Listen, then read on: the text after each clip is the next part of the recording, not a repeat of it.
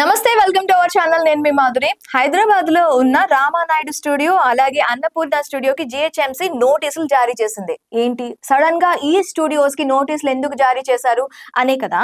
అయితే ఈ స్థలంలో వినియోగిస్తున్న స్థలానికన్నా తక్కువ స్థలానికి వీళ్ళు ప్లాన్ చూపించి ట్రేడ్ లైసెన్స్ పొందారు ఆ టైంలో అని చెప్పి ఇప్పుడు దానికోసం నోటీసులు జారీ చేయడం జరిగింది.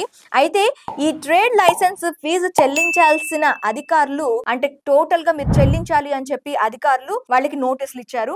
అన్నపూర్ణ సంస్థ 11.52 లక్షలు చెల్లించాల్సి ఉండగా కేవలం 49,000 మాత్రమే చెల్లిస్తుందట. అలాగే రామానాయుడు సంస్థ 2.73 లక్షలు చెల్లించాల్సి ఉండగా 7,614 రూపాయలు మాత్రమే చెల్లిస్తుందట. ఇందుకు గాను ఆ రామానాయుడు స్టూడియో కాను అలాగే అన్నపూర్ణ స్టూడియోస్ కి రెండిటికి జిహెచ్ఎంసి నోటీసులు ఇచ్చింది. ఇలాంటి అప్డేట్స్ కోసం మా ఛానల్ ని ఫాలో అవడంతో పాటు లైక్ చేసి షేర్ చేయండి.